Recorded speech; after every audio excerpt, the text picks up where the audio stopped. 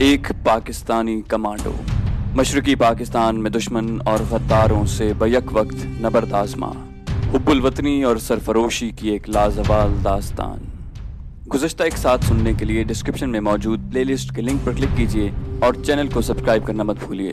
Subscription کے button کو دبائیے اور بیل آئیکن پر کلک کیجیے تاکہ آپ کو تمام ایک ساتھ بلا تاخیر ملتے رہیں، اور ویڈیو کو لائک اور شیئر کرنے کے ساتھ ساتھ کامنٹ کر کے ہمیں بتائیے کہ آپ کو ہماری ویڈیو کیسی لگی۔ تو آئیے کہانی کی طرف چلتے ہیں۔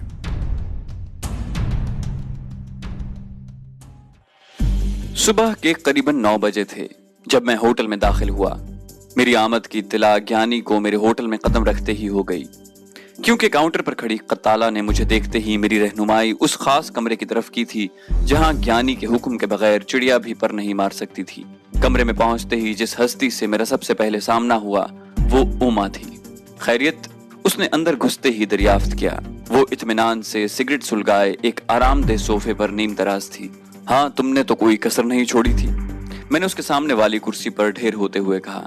مجھے افسوس ہے مسٹر امرجیت، پہلی ہی مہم پر بدشگونی ہو گئی، اس نے دھوئیں کے مرغولے اچھالتے ہوئے کہا۔ بدشگونی؟ میں نے حیرت سے اس کی طرف دیکھا۔ ہاں، یہی سمجھ لو، اصل میں تھوڑی سی آرتھوڈاکس ہوں۔ کمال ہے، تم جیسی تہذیب یافتہ خاتون اور وہم پرستی۔ میں نے اٹھ کر میز پر لگے پش بٹن پر انگلی رکھ دی۔ اس پش بٹن کو دبانے سے صرف ان چند لوگوں میں سے ہی ایک اندر آ سکتا تھا جو یعنی آتما سنگھ کے خصوصی اسکواڈ میں شامل تھا، اور دوسرے ہی لمحے ایک لمبا تڑنگا حبشی اندر گھس آیا۔ یہ وہی ذات شریف تھے جن کی میں اس سے پہلے ٹھکائی کر چکا تھا۔ اس نے آتے ہی جھک کر مجھے اور اوما کو تعظیم دی۔ چائے لاؤ۔ وہ میرا حکم سنتے ہی الٹے پیروں مڑ گیا۔ کوئی خاص تکلیف تو نہیں ہوئی؟ اس کے جاتے ہی اوما نے مجھے مخاطب کیا۔ اوما دیوی، میرے لیے یہ نیا کھیل نہیں، میں نے اس کی آنکھوں میں جھانکتے ہوئے خاص سنجیدہ لہجے میں کہا۔ بریف کیس نے کچھ تنگ تو نہیں کیا؟ اس نے بڑے عجیب سے لہجے میں دریافت کیا۔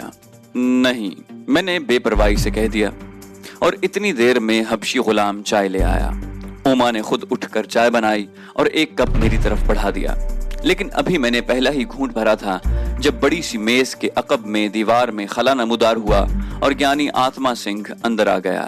اس کے اندر داخل ہوتے ہی دروازہ غائب ہو کر دیوار کا حصہ بن گیا۔ ہم دونوں ہی اسے دیکھ کر کھڑے ہو گئے اور دونوں نے ہاتھ باندھ کر اسے ست سری اکال کہا۔ ست سری اکال، گیانی آتما سنگھ نے ہمیں بیٹھنے کا اشارہ کرتے ہوئے کہا۔ آ گئے پتر؟ اس نے اوما سے کچھ کہے بغیر مجھے مخاطب کیا۔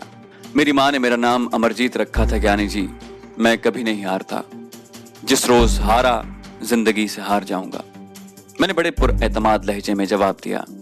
کسی کرموں والی کا جنا ہے تو؟ اس نے ہمیشہ کی طرح بہت بڑی سچائی کی گواہی دی۔ ایسے لطیفے اس کھیل میں نہ ہوں گیانی جی تو اس کا مزہ ہی کیا؟ میں نے مسکراتے ہوئے بات بڑھائی۔ مجھے اپنے انتخاب پر فخر ہے پتر، اس نے بڑی رعونت سے یہ بات کہی تھی، لیکن میں دل ہی دل میں اس کی بے وقوفی پر مسکرا دیا۔ لیکن مہاراج، آپ نے تو اشارتاً بھی اس خطرے کا ذکر نہیں کیا۔ میں نے دبی دبی زبان سے ہی گلہ کر دیا۔ میں چوک گیا تھا پتر، اس مرتبہ بڑی بھول ہوئی تھی مجھ سے۔ آتما سیاں کبھی کچا کام نہیں کرتا، لیکن اس نے باسو کا لفظ خاصا چبا کر کہا تھا اور ادھوری بات کہہ کر چپ ہو گیا۔ گیانی نے دونوں ہاتھوں کی مٹھیاں بھینچ کر اس لمبی سی میز کے گردا گرد ایک چکر لگایا۔ یوں دکھائی دے رہا تھا جیسے وہ اپنے بے تحاشا غصے پر قابو پانے کی کوشش کر رہا ہو۔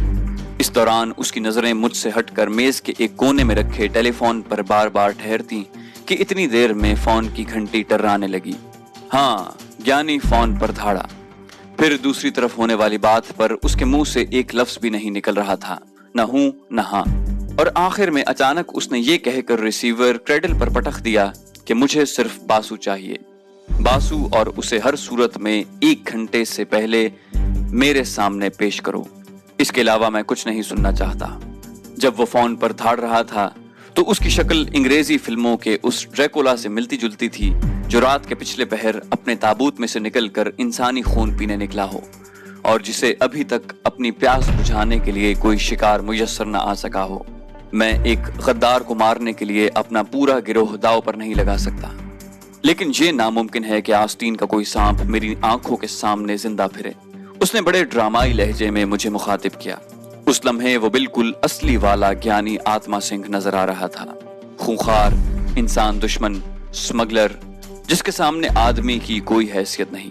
ओमा को तो जैसे सकता हो गया हो, वो अपनी जगह पत्थर की मूरत बनी बैठी रही। मैंने भी खामोश रहने में मसलहत जानी। अब तो मुझे भी खासा मोहतात रहना था। ज्ञानी बड़ा घाघ था, मुझे उसके करीब रहते हुए भी उस पर नजर रखनी थी। कभी कोई मेरी मामूली सी लग़ज़िश भी उसकी नजरों में आ गई तो छुट्टी। करीबन 15-20 मिनट बाद दोबारा टेलीफोन गुनगुनाया। ज्ञानी ने झपट कर रिसीवर उठाया। बको। शायद लाइन पर सिवाय मखसूस लोगों के और कोई उससे बात नहीं कर सकता था। दूसरी तरफ से चंद लम्हे बात सुनने के बाद एक शफाक मुस्कुराहट उसकी मूंछों के घने बालों में छुपे होंठों पर फैल गई। शाबाश, मैं तुम्हारा मुंतजिर हूं, ये कहकर उसने रिसीवर क्रेडल पर रख दिया। गद्दार आ रहा है, ये फिक्रा उसने पहली मर्तबा ओमा से मुखातिब होकर कहा। ओमा अपनी जगह से अचानक उछल कर खड़ी हो गई। उसका चेहरा शिद्दत जज्बात से चमक उठा, जैसे उसे बहुत बड़ी खुशखबरी मिली हो। मुझे अभी तक इस बात की समझ नहीं आई थी कि आखिर वो इस खबर पर इतनी खुश क्यों हो गई, और जब बासु आया तो मुझे उसकी वो हरकत समझ में आ गई। बासु नाटे कद और गठे हुए जिस्म का एक बंगाली था, जिसके चेहरे पर लिखा था कि वो इंसानों की किसी बदतरीन नस्ल का नुमाइंदा है। ज्ञानी के साथ ही उसे खुले हाथों यहाँ ले आए थे। ज्ञानी के गिरोह के किसी आदमी को महज इतना हुक्म पहुंच जाना ही काफी था कि ज्ञानी जी ने उसे याद किया है। खा उसे इस बात का इल्म भी हो कि वहां जाना जान से हाथ धोने के मुतरादिफ है, फिर भी किसी की मजाल न थी कि उसके हुक्म के आगे दम मार सके। आने वाले के चेहरे से खूंखारी टपकती थी, लेकिन जैसे ही ज्ञानी के आदमी उसे अंदर धकेल कर बाहर निकले और उसकी नजरें ज्ञानी से टकराईं, यूं महसूस हुआ जैसे किसी ने उसकी रूह कब्ज कर ली हो। तुमने ही भाटिया को खबर दी। ज्ञानी के लहजे से खूंखारी साफ आया थी। ना नहीं ज्ञानी जी, मैं तो। उसके मुंह से लफ्ज भी ठीक नहीं निकल पा रहे थे। ओमा उसके अंदर आते ही उसके पीछे आकर खड़ी हो गई। फिर उसने बासु के गिर्द एक चक्कर इस तरह काटा जैसे कोई आदमखोर चुड़ैल किसी दहशतज़दा बच्चे का खून पीने से पहले उसके खौफ से लुत्फानंदोज हो रही हो। Shut up. ज्ञानी की एक ही धाड़ ने उसे जैसे मफलूज कर दिया था। ओमा देवी, ज्ञानी ने इस मर्तबा बड़े नर्म लहजे में उसे मुखातिब किया। महाराज जी, उसने अपने दोनों हाथ जोड़ दिए। इसकी जबान से सच उगलवाओ। जो ही ये फिक्रा ज्ञानी के मुंह से निकला, बासु के अंदर जैसे कोई टेप रिकॉर्डर चलने लगा। नहीं, परमात्मा की सौगंध, काली की सौगंध, ये झूठ है। उसकी घिघियाहट पर ज्ञानी और ओमा के यक्के बाद दीगरे गूंजने वाले सफाक कह कहे गालिब आ गए, और मैंने एक मर्तबा फिर बिजली कड़कने का मंजर देखा। ओमा माहिर जिम्नास्टरों की तरह उसके कंधों पर दोनों हाथ जमाकर उसके सर पर से गुजरती उसके सामने आ गई। उसने बिजली किसी फुर्ती से बार बार पैंतरे बदलकर मुख्तलिफ एक्शन दिखाए। हर मर्तबा जब वो पोज बदलती, बासु सहम कर पीछे हट जाता। पीछे हटता हटता अब वो कमरे की दीवार से आ लगा था। मुझे तो जैसे सांप सूंघ गया। मैं अपनी कुर्सी में धंसा हैरत से ये नजारा कर रहा था। ज्ञानी भी चूहे बिल्ली के इस खेल से लुत्फानंदोज हो रहा था। जय काली। ओमा की गैर मानूस सी आवाज सुनाई दी, और उसके साथ ही बासु के मुंह से ऐसी कर्राह निकली जैसे उसे ज़िबाह किया जा रहा हो। खुदा की पनाह, मैं तो नजर भर कर उसके चेहरे को भी न देख सका। उसके स्याह चेहरे पर सुर्ख गाढ़े खून की लकीरें तैर रही थीं। ओमा के नाखून रंगीन हो रहे थे। वो वाकई उस वक्त खून पीने वाली चुड़ैल नजर आ रही थी। बासु का मुंह नोचने का ये अमल उसने यक्के बाद दीगरे 2-3 मर्तबा दोहराया। शायद ये कमरा खुसूसी साउंड प्रूफ था, वरना ज्ञानी भी इस तरह मुतमईन होकर न बैठा रहता। सच बताओ, सच, वरना ओमा तुम्हारी जान सिसका सिसका कर निकालेगी। ज्ञानी अपनी जगह बैठा बैठा धाड़ा। मुझे माफ कर दो, भगवान के लिए, भगवान के लिए। बासु ने चाहा कि जमीन पर झुककर ओमा के पांव छू ले, लेकिन दूसरे ही लम्हे वो उलट कर दूसरी तरफ जा गिरा। ओमा ने उसके चेहरे पर जोरदार लात जमाई थी। खून से उसके कपड़े भीगने लगे थे। अब शायद उस पर दीवानगी का दौरा पड़ा था, क्योंकि वो चीखता चिल्लाता दोनों हाथ आगे की समत फैलाए ओमा का गला घोंटने के लिए उसकी तरफ बढ़ रहा था। लेकिन वो कोई जमीनी मखलूक तो थी नहीं। नजर उस पर कैसे ठहरती। जय काली। दोबारा उसकी खूनी ललकार गूंजी। बासु की हसरत दिल में ही रह गई। इस मर्तबा ओमा ने जोरदार पंच उसके पेट में मारा था। और मारो, और मारो, मार डालो इसे। ओमा की हर ज़र्ब पर ज्ञानी के मुंह से नफरत की चिंगारियां निकल रही थीं। मैं अभी तक कोई फैसला न कर पाया था। ये खूनी ड्रामा बतौर एक इंसान मेरे लिए नाकाबिले बर्दाश्त था, लेकिन जिन लोगों के दरमियान मैं बैठा था वो शायद ऐसा खेल रचाने के आदी थे। बासु ने भी अपनी जिंदगी में जाने खुद कितने बेगुनाहों को सिसका सिसका कर यूं मारा होगा, जो अब कुदरत उसे इस अजियतनाक मौत से दो चार कर रही थी। मैं ये भी सोच रहा था कि ज्ञानी आत्मा सिंह ने मेरी मौजूदगी में आखिर ये सब क्यों किया था। जाहिर है इसकी भी कोई वजह होगी। अगर उसे मेरी शख्सियत पर कोई शक होगा और उसने कमजोर इंसानी फितरत को एक्सप्लॉइट करके कोई अंदाजा कायम करना चाहा था, तब भी मेरे लिए खामोश और लाताल्लुक रहना ही बेहतर था। दूसरी सूरत मुमकिन है उसने मुझे जांचने के लिए ही ये तमाशा यहाँ करवाया हो और मेरे मुमकिन रद्द अमल से कोई नतीजा अखज़ करना चाहता हो। अगर ऐसी बात थी तब भी मैं उसे अपने कमजोर होने का एहसास क्यों होने देता। ये थीं वो मसलहतें जिन्होंने मेरी जबान और हाथों पर ताला लगा दिया था, और मैं भी बज़ाहिर ज्ञानी आत्मा सिंह की तरह इस सब फाकी से महजूज होने लगा। बासु के मुंह से अब मुगल्लज़ात का तूफान उबल रहा था और वो ओमा और ज्ञानी को वैश्यों की तरह गालियां बक रहा था। जवाब में दोनों दरिंदों के कहकहों में मजीद शिद्दत आ गई थी। उन्हें इस खेल में शायद अब ज्यादा मजा आने लगा था। अचानक ओमा फिर अपनी जगह से उछली। इस मर्तबा वो बासु के कंधों पर सवार हो गई। उसकी टांगें किसी ऑक्टोपस की तरह बासु के जिस्म में गड़ गई थी। अपने दोनों पांव उसके कंधों पर बैठे बैठे उसने मोड़कर बासु की पस्तियों में गाड़ दिए। शायद वो उसके गुर्दों पर दबाव डाल रही थी, और उसके साथ ही उसने बासु के सर को दोनों हाथों से सख्ती से दबाना शुरू कर दिया। उसने बासु की कुछ मखसूस रगों को दबाकर उसे मुकम्मल बेबस कर दिया था। उसके मुंह से आवाज निकलनी बंद हो गई। फिर उसके हवा में लहराते हाथ भी बेबसी से ढलक गए। अगला मंजर देखकर मैंने वाकई चंद सेकंड के लिए आंखें बंद कर लीं। कड़क की आवाज सुनाई दी और बासु कटे हुए दरख्त के तने की तरह जमीन पर गिर गया। उसकी गर्दन की हड्डी खूनी डायन ने झटका देकर तोड़ डाली थी। ये मखसूस दाव उमूमन कमांडोज ही जानते हैं और बहुत कम मार्शल आर्ट्स के माहिरीन को इसका इल्म होता है, लेकिन वो ये दाव भी जानती थी। बासु के जमीन पर ढेर होने से पहले उसके जिस्म से लिपटी वो नागन उससे अलग होकर जमीन पर आ रही। उसने फातेह खिलाड़ियों की तरह गर्दन को हल्का सा खम देकर अपने गुरु घंटाल को प्रणाम किया। Well done. ज्ञानी तालियां बजाने लगा। फिर दोनों ने मिलकर फतह बुलाई। बासु की लाश फर्श पर पड़ी थी। उसके मकरूह चेहरे पर फैली खून की स्याह लकीरों ने उसे खासा डरावना बना दिया था। फर्श पर उसकी लाश के इर्द गिर्द अब खून का तालाब सा बनने लगा था।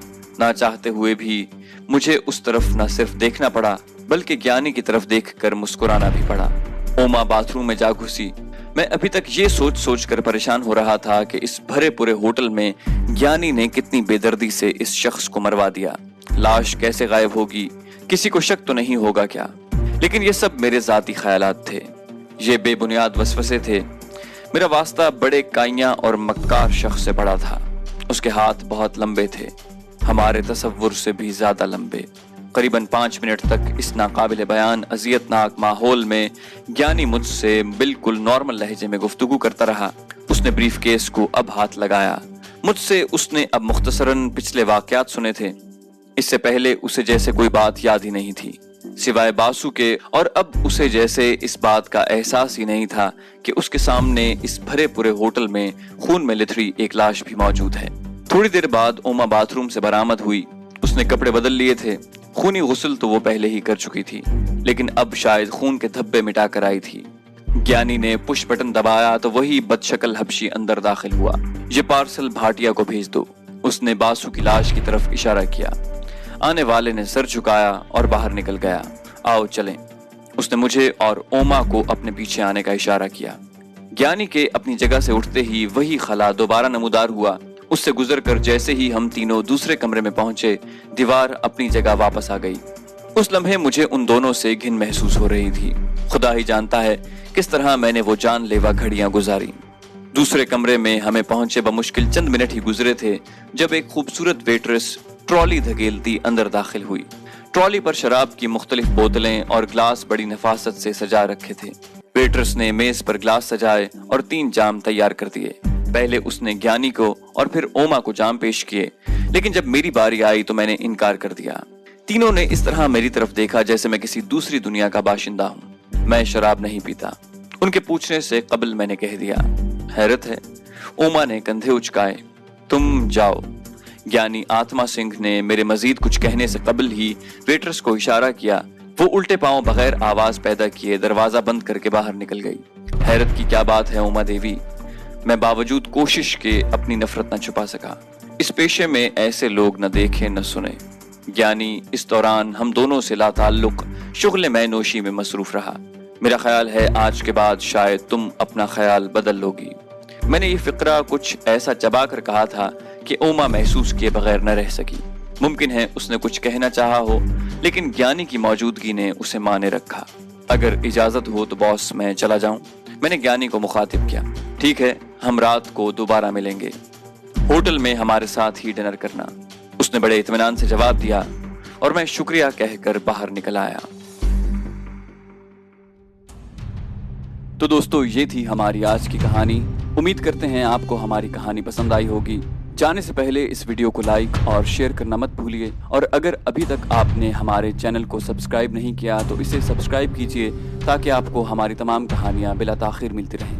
और कमेंट करके हमें बताइए कि आपको ये कहानी कैसी लगी। हम इस सिलसिले की मजीद किस्तें लेकर जल्दी हाजिर होंगे। अपना बेहद ख्याल रखिएगा। अल्लाह हाफिज।